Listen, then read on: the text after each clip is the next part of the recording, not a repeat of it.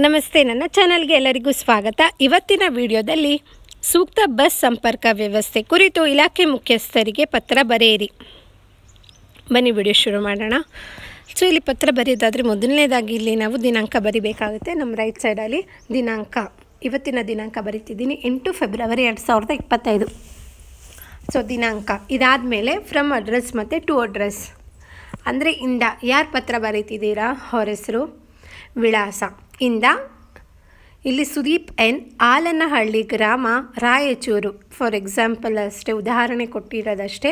ಇಲ್ಲಿ ಯಾವ ಹೆಸರು ಬೇಕಾದ್ರೂ ಬರಿಬೋದು, ವಿಳಾಸ ಕೂಡ ಬರಿಬೋದು.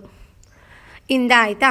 ಇಂದ ಸುದೀಪ್ ಎನ್, ಆಲನಹಳ್ಳಿ ಗ್ರಾಮ, ರಾಯಚೂರು. ಇವರಿಗೆ ಯಾರು ಬರಿತಾ ಇದ್ದೀರಿ? Depot manager, Raichur depot, Raichur. ಇಂದ ಇವರಿಗೆ ಮತ್ತು ದಿನಾಂಕ ಇದಿಷ್ಟು ಬರೆದಾದಮೇಲೆ ದಿನಾಂಕ ಇಂದ ಇವರಿಗೆ ಇದಿಷ್ಟು ಬರೆದಾದಮೇಲೆ ಗೌರವಾರ್ಥ ಮಾನ್ಯರೇ ಅಂತ ಬರೀಬೇಕು. ಮಾನ್ಯರೇ. ಇದಾದ ಮೇಲೆ ವಿಷಯ, ಯಾವ ವಿಷಯದ ಬಗ್ಗೆ ಬರಿತಾ ಇದ್ದೀವಿ? ಹೆಚ್ಚುವರಿ ಬಸ್ಗಳನ್ನು ಬಿಡುವ ಹಾಗೂ ನಿಗದಿತ ಸಮಯದಲ್ಲಿ ಬಸ್ ಬಿಡುವಂತೆ ಮನವಿ. ಇದಾದ ಮೇಲೆ ನಮ್ಮ ಊರು ಗಡಿನಾಡ ಮೂಲೆಯ ಕುಗ್ರಾಮದಿಂದ ಕೂಡಿದ ಪ್ರದೇಶವೆಂದು ತಮಗೆ ತಿಳಿದಿದೆ. ತಾಲೂಕು ಕೇಂದ್ರದಿಂದ ಅಂದರೆ ರಾಯಚೂರು ನಮ್ಮ ಊರಿಗೆ ಕೇವಲ ಒಂದು ಬಸ್ ಮುಂಜಾನೆ ಹಾಗೂ ಸಂಜೆ ಬರುತ್ತಿದೆ ಎಂಬುದು ನಿಮಗೆ ತಿಳಿದಿದೆ.